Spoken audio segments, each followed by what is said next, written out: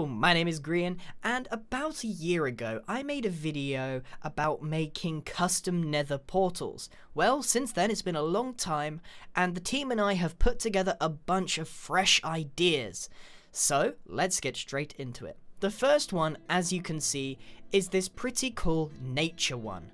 So we've obviously got our portal in the middle here, but we've decorated it massively. We've got flowers either side, a nice pathway, and you can't see the obsidian from the front, which is one of the key features. We've got a couple of custom trees which look really, really nice, and they look harder to make than they really are. You basically form a trunk, but make sure it's got a bit of curve in it here and there, and a couple of staircases, and spam leaves to your heart's content, making sure that some of them droop over.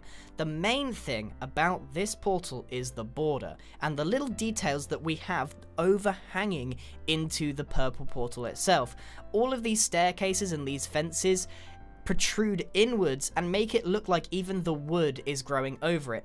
On the back, we haven't covered it up so you can see how it's inset inside of this frame, but of course if you were going to make this portal, you would either cover this up completely or replicate it on the other side so it's a two-way portal and it works both ways. So that's number one. It's a pretty cool portal if I don't say so myself. The next one is a pretty interesting design. Now, hiding a portal behind a waterfall is not perhaps an original concept, but I want to point out how much you cannot tell that it's there. You can see the animation of the portal on the left, but when water's in the front of it, you can't see the portal at all, which makes it a perfect opportunity to hide it in plain sight. So obviously we've covered up the majority of the obsidian with some stone and some cobblestone staircases and all that kind of stuff. All of these designs aim to hide the portal in some way or to decorate it, so that often means covering up the obsidian. This is obviously some custom terrain, and you won't find this in a vanilla world, so making a waterfall like that will hide the portal if you make sure that it extends all the way over the purple bit. So, this looks like a normal room, and you might see the odd particle here or there, and you may even know what's coming. So, this is supposed to be a normal bedroom. It's got a carpet, bed, all of the furniture, wallpaper, the lot. But inside of this wardrobe, as you might have guessed, is a portal, much like Narnia. So that was what this whole concept was supposed to resemble.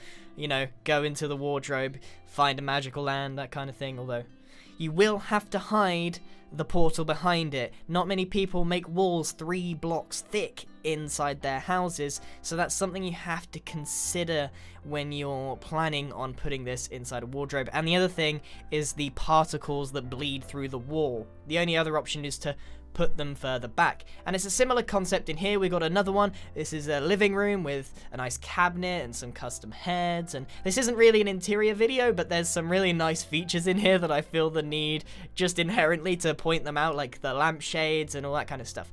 But behind the painting we've got a bunch of signs that are holding it up, and then a portal behind it.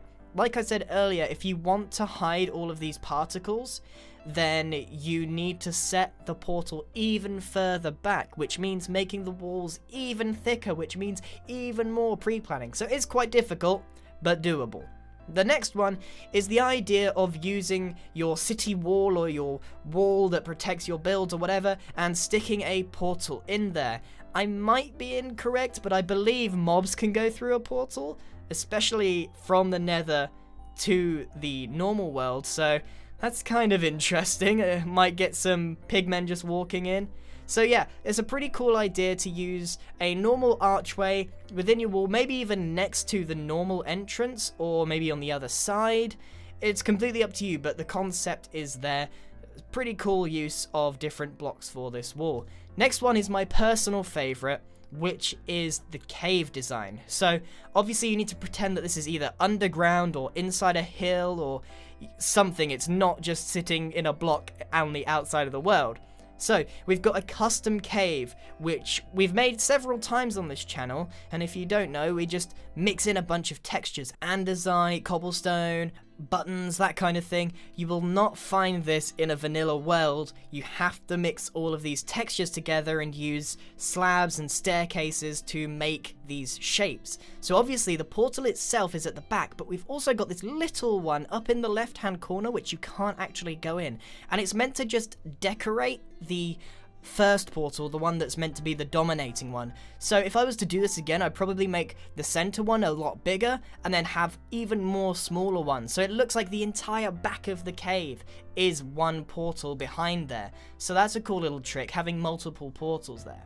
The next one is a particularly special one, because there's probably a very low chance that you'll be able to make this really epic looking dragon just from looking at my videos, because normally I don't put things up for download. However, this was made by Pearlescent Moon, and as you can see, it's got an amazing shape to it. And on her channel, she's actually put together a block for block tutorial on how to make it. It is pretty long, so if you want to make it, be prepared that it'll take 30 to 40 minutes. But it looks excellent. If you have a medieval castle or something and you want to have a centerpiece portal, this would look excellent. Obviously, I don't do block for block tutorials here, and the portal sits right with the dragon guarding it over the top, or it might even look like it's part of its belly. Either way, this is a fantastic looking portal, but it's way too complicated to demonstrate in this video alone. So there'll be a link in the description if you want to check that out. Next up is another design which is aimed to be themed and decorative, but not quite as complicated as the dragon itself. So we've got this pedestal either side of our portal, we've got a frame that goes all the way round, mixing in different types of sandstone block, and we've also got this pattern that indents inside of the portal. All of our little decorations, as you will notice, tend to do that. Creating these shapes with staircases is quite difficult sometimes. It's hard to tell how they're done, so that this is just two and then a slab on the side, but they make really cool isometric shapes. And we've got a couple of statues of jackals which are found in Egypt. They're quite common in their mythology and their beliefs. So, you know, ancient Egypt that is, not current Egypt. But they make really cool additions to protecting this portal. So they're actually fairly easy to make, and I'm pretty sure you could copy them just from looking at this video. So this is a really nice looking portal. We've got another themed one coming up, which is more oriental. This is a shrine entrance, typically found in China, Japan, Korea, and that kind of thing.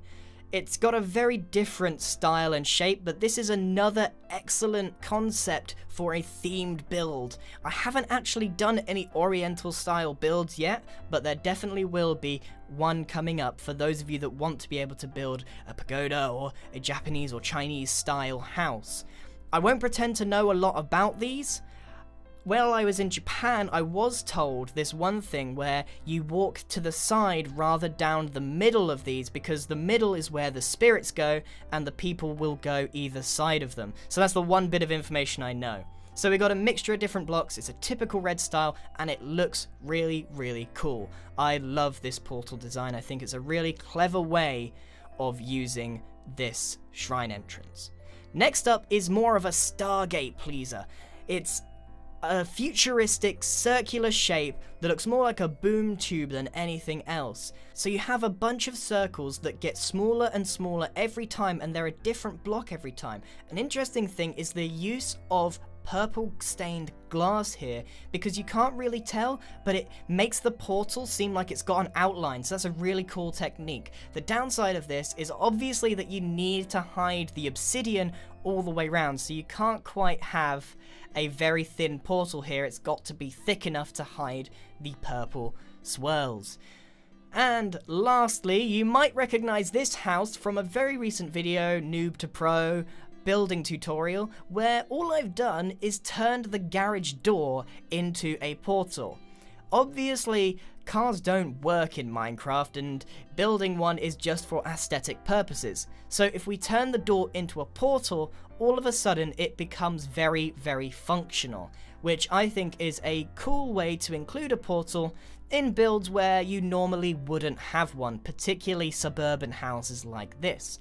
So that's all of the designs that I want to show you today. Hopefully one of these has taken your fancy and you really want to make a style themed portal like one of these Anubite ones or the dragon one, in which case go down into the description where Pearl has made a block for block tutorial, the cave one for those of you that like to live underground, the wall one for those of you that like to live inside a fortress, and the interior ones for those of you that like more modern or just a very subtle one hidden away, or for those of you that live outside, there's the waterfall one, and the first one we did, which is the nature one for those of you that live in a forest. I've tried to cover many bases, and the last thing to do is to thank Pearlescent Moon and Happy Jellyfish for their help on making these portal designs with me. I hope you enjoyed this video. Thank you very much for watching, everyone. Let me know what you think in the comments down below and what showcase you would like next.